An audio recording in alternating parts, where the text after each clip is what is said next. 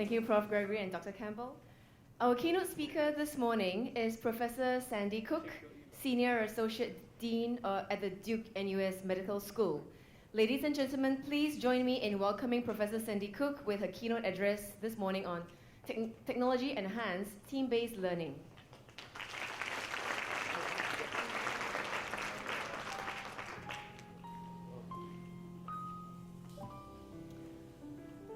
Thank you very much for the introduction and the opportunity to speak to this group. Whenever someone asks me about team-based learning, I'm always eager to share a little bit about what we have done. And then, because this is a technology group, it was how did we think about team-based learning and technology. So I wanted to share with you a little bit about our journey and the way we had thought about how to integrate technology into the pedagogy that we were working with. So Duke-NUS is a relatively new school. The idea came to Singapore back in 2000, where they wanted to be a biomedical research hub in Southeast Asia. And the government thought it would be a good idea to bring a graduate entry medical school into the Singapore environment, and searched around for schools that brought research and an innovative look to medical education. So we started in 2007 and had our first class in 2011. So as you can see, we're a relatively young and new school here. But our challenge back in 2006 was bringing the Duke curriculum to Singapore and trying to make it relevant. Duke is over there at the far end of East Coast of the United States. And their vision of what bringing the curriculum to Singapore was to give us all the video lectures that occurred in the first year. Now, receiving those video lectures was creating an interesting challenge. Obviously, we know that even back in 2006, students had changed. So the traditional lecture, which I always thought was kind of strange that Duke still gave traditional lectures, given the technology that was going on. And students wanted a little bit more of a way of gathering that information. And they videotaped, and even the literature was saying that students are voting with their feet. And what the classrooms kind of looked like at Duke was this.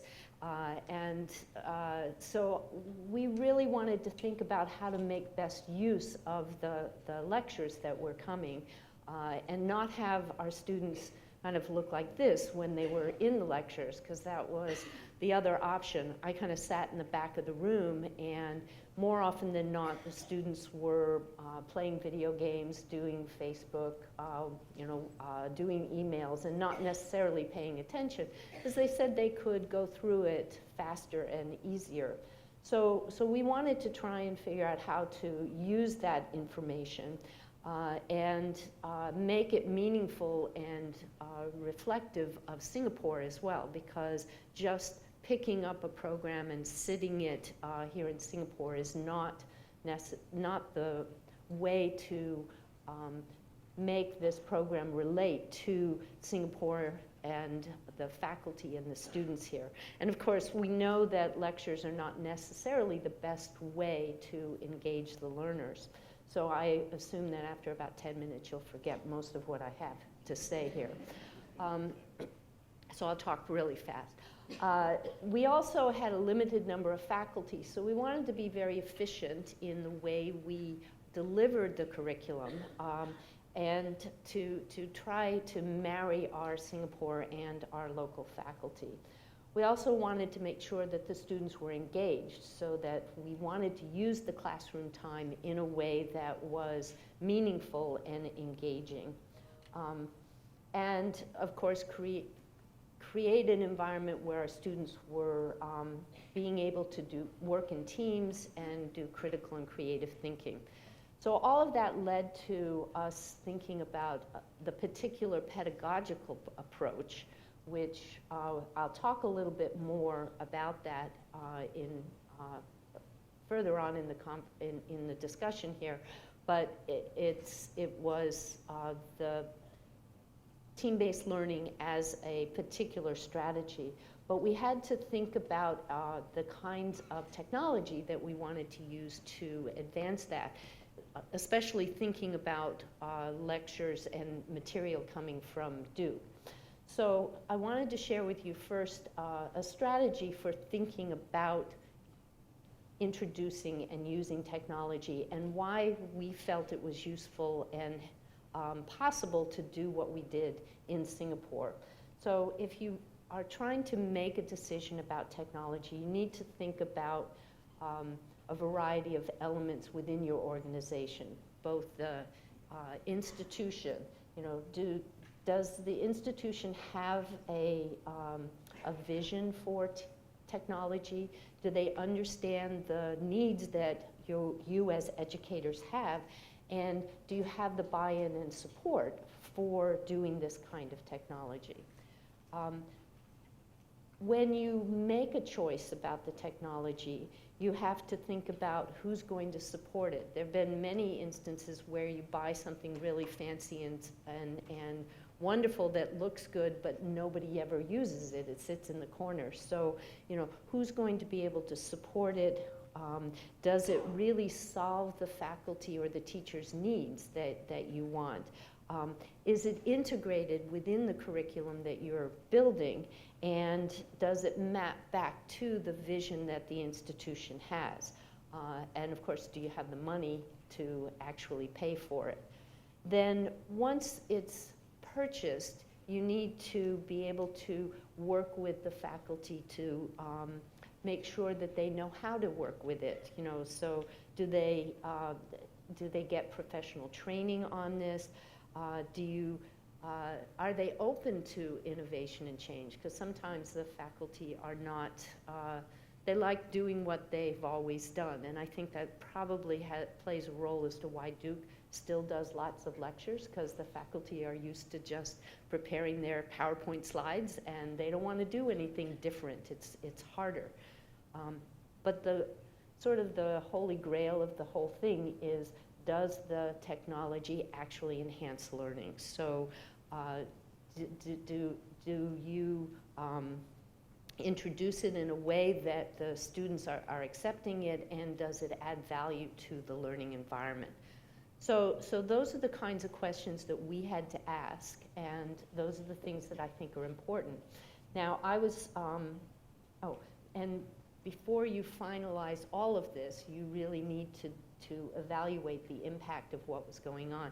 Yesterday's keynote speaker was talking about sort of this iterative cycle when you're thinking about an idea, a pedagogy, and whether or not it's making a difference. So you want to be able to evaluate whether or not the technology that you've introduced is meeting the needs of the institution, the faculty, the students. Have you really done your homework to see whether or not it is the right technology? And then once it's been introduced, is it really having the impact that you want, ultimately advancing student learning? So I was suggested that we should create a little bit of interactivity. So there is a poll that I'm going to ask you. So if you launch, for those of you who have the ASCILITE conference app, launch that on, select the program, select My Keynote, and there'll be a series of questions about how does your organization meet those elements in terms of making a decision. So the first question is, does your institution understand your technology enhanced learning needs? So I'm really curious to know how you feel this works in your institution.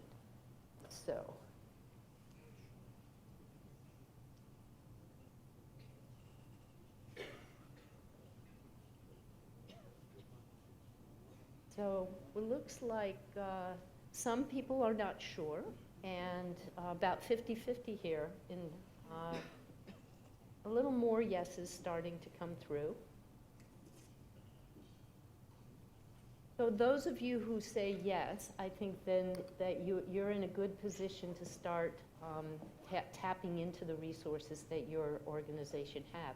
If you don't, I imagine that it's going to make it difficult for you to be able to drive forward certain kinds of technology. So let's go to the next question. Do you feel that you have adequate resources to meet those technology needs?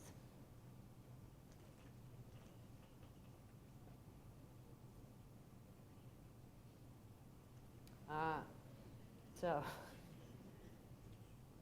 resources are always the major problem, being able to fund what you want. So I think it drives a lot of creativity, though, to come up with ways to achieve your technology needs with minimal amount of resources.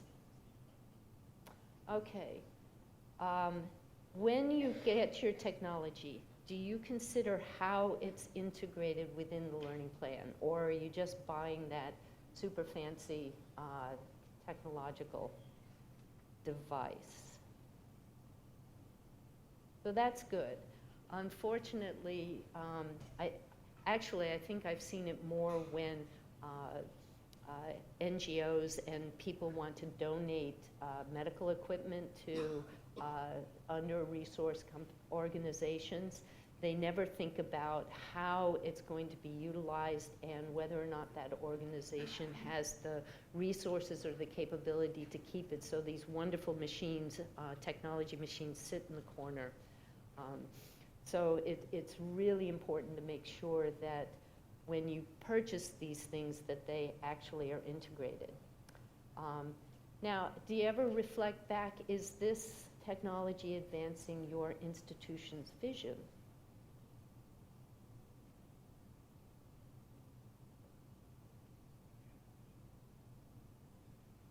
So that's good, because the alignment between the organization and the vision that you have for the image that your organization wants to portray with the use of technology is important, that those things are aligned. Okay. Do you feel you get the resource to train and or retrain? So this is different than the resources to purchase technology, but to actually train the users of the technology. Resources still are a problem.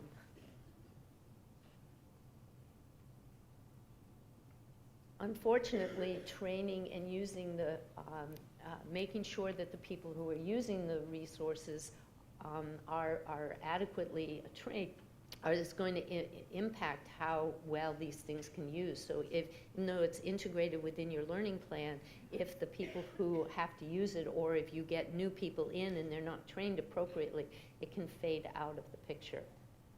Okay, the last question is, do you do routine evaluation of the value and the relevance of the technologies that you have introduced?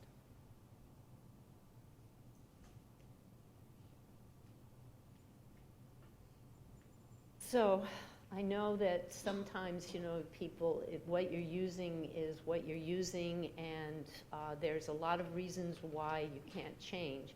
But being able to do some research about the impact and the value of it, especially as technology changes, because things don't remain static, and you're going to have to always think about what is the new device that's available, or the new situation, and how it relates to the learning that you want to accomplish. So evaluation is an important piece, and it looks like they have awards for evaluating technology, so you might want to think about that. So back in 2006, when we were trying to put this curriculum together, we had to think about those elements of choosing a particular technology and what was capable or what was possible here in Singapore at that particular time. So as I mentioned, we introduced team-based learning that we call Team Lead. It's a very Singaporean thing. You have to come up with an acronym that explains what's going on. So that LEAD stands for kind of the value, creating that learning environment, engaging, applying the information, and developing those critical and creative thinking skills. Spent a lot of time thinking about that. So the components of TBL are fundamental here. You start with phase one, which is called the readiness assurance, or the preparation.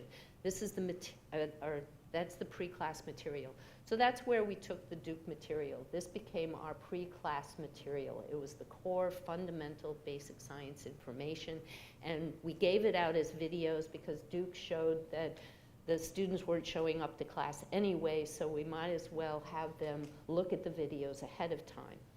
The second part is when they come into the classroom, and in the classroom is where we wanted to create that engaging environment.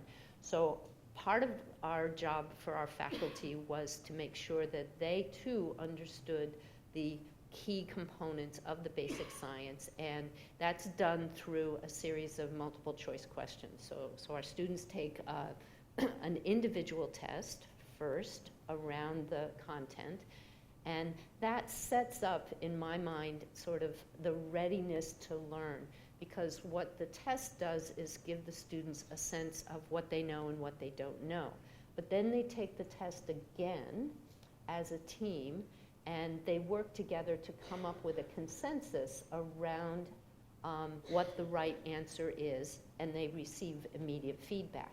So here's the opportunity for the students to learn from one another and figure out what they know and what they don't know. And at that point in time, the faculty can clarify any gaps or misunderstandings around the content. Now, the way we engaged our faculty was by having our faculty craft those multiple choice questions in order to highlight what they thought was important and relevant here in Singapore.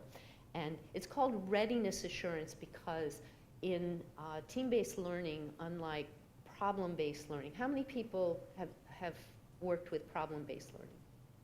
Yeah, a fair number of you. So one of the differences between problem-based learning and team-based learning is problem-based learning starts with the problem, and then you go off and figure out what you need to know, and then you come back and you work on solving the problem. Team-based learning starts with the faculty saying, I feel I need to guide you in what you need to know, so here's what you need to know, and then you can, with a good understanding of that fundamental knowledge, you can now solve the problem. And we felt that that was more efficient for us, for our faculty, because you can have the whole thing done within one classroom rather than multiple classrooms. And the faculty felt they had some control over the scope and the breadth of information that our students. So for a novice learner who doesn't know anything, being able to guide them and scaffold it. And then we brought them to the last phase, which is the application of the content. So why is it relevant? And this was the most important part of us bringing our Singapore faculty into the conversation, was how does this basic science information look and play out here in Singapore? So that's the framework of the pedagogy that we chose. Now you're saying, what's that have to do with technology? Well, the technology was how we tried to deliver it. So like Dr. Sharple was saying yesterday, we didn't pick technology and then the pedagogy. We looked at the pedagogy and said, what were the kinds of technologies that we needed? And how did it fit within this framework? Now, we were very fortunate. We had a really creative IT department that was able to work with us and really tried very hard to understand what our needs were to make some advice and suggestions as to what might be the appropriate technology to work at that particular point in time. And therefore, we had really good opportunities to centralize the administration of the course material, which was allowed us to make sure that the faculty who worked with us were aware of the process and the technologies that we were trying to use, and how that linked to the vision and the mission that we wanted to present for the school. And of course, we had to do a lot of faculty training, both on the pedagogy and the various kinds of technologies. So we were pretty fortunate to have the financial and administrative support to move this forward. And we do continuous review and evaluation of what the kinds of things that we introduce and use, and to see whether or not they are achieving the educational goals for our students. So one of our visions was that our students could have access to the videotapes anytime, anywhere, any place. In 2006, that was a huge problem. It took about six hours for one videotape to download from Durham, North Carolina to Singapore. So their original vision was that we were going to kind of work in live streaming between Duke and Singapore. Clearly that didn't work. So then to download things it required a significant amount of time. That was number one. But I kind of described to you what the team-based learning, the pedagogy says you have to have all the material planned and prepared and organized ahead of time. Well, if Duke was, if a faculty member was sick or there was a snow day, Durham has snow, unlike Singapore, they would schedule things kind of all over the place, and so we couldn't count on that. So we actually chose to work a year behind and took all of the Duke videos, and then we were able to package them up into these nice little bits. So then we thought, well, okay, now how could this, if we had it on our server, so you think it was bad enough from Durham to Singapore, even in Singapore, if we had it on our server, we found that our students couldn't download it. 2006, the internet was terrible here in Singapore. It's much better now. So we chose to use little hard drives like this. So we gave our students a little hard drive, and therefore they could carry it around with them, which had all of the lectures that they needed. We were also, the readiness assurance part used multiple choice questions. So we used clicker system for our students to enter it, because we wanted them to be able to go through the questions at their own pace. So some people did exams, you put up a question like I did, a poll question, and you had a certain period of time. Well, that didn't allow for the variance of students being able to think about the questions. So we used a clicker system that allowed for us to, allowed for the students to go through the questions at their own particular pace. Now, I'm not sure if you can see, the girl in the middle there is using a little scratch-off thing. It's actually kind of fun. I talk to our students, or when I introduce this, it's kind of like playing the lottery, but you have a better chance of winning if you do your homework or pre-work out of this. So the idea on this is called the immediate feedback assessment technique, IFAT cards. And so when the teams would come together and come to a consensus about their answers, they would scratch off what they thought it was, and if there was a star under it, that would be telling them that that was the right answer. So we chose some very simple and basic technologies that were easy to implement and quick to implement, because I don't know if you noticed the difference. We had about 18 months to set up the program, recruit students, recruit faculty before our first class. So we had to move kind of quickly on this. We also chose, we made some decisions about computers. Some places insisted that the students buy certain types of computers, but that required an element of on-site service, and because we were separate from the National University of Singapore, we didn't have the IT support. So we chose to create things that would work on any and all platforms, so the students would bring in whatever computer they chose, so they used their own existing computers as they went through. Now, we did have to make some decisions about clinical simulation as well, and we went through that whole process to decide how sophisticated or not were we going to purchase to meet the learning needs of our clinical faculty.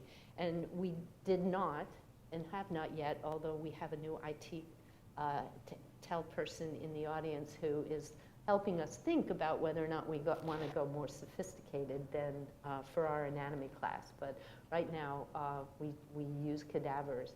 And that too was, you know, if you think about that as a type of technology, trying to find, our clinical faculty wanted to actually use cadavers, and finding how to bring cadavers over to Singapore is another very interesting thing. So as we went along, our evaluation began to tell us some important things. One thing that interfered with our students' learning was the fact that there were so many different technologies. They were using, as I mentioned, they were using their clickers and their computers and the scratch-off cards. And we also used visualizers, things that for answers that the students, and it was just all over the place. And we managed it because I had the centralized admin staff to work on that, but it just was not very smooth and efficient out of that. So we had to, so this is where technology, pedagogy drives technology. We built our own in terms of finding out how can we best integrate it. So we had a person who's called an entrepreneur in residence, whose job it was to look at the things that are being done at the school and how can we create an innovation out of that. And we built a spin-off company that focuses on education and in other industries than just university. And he's built a product called Into Dashboard that has integrated all of the pieces that team-based learning requires into one particular program. So let me share with you.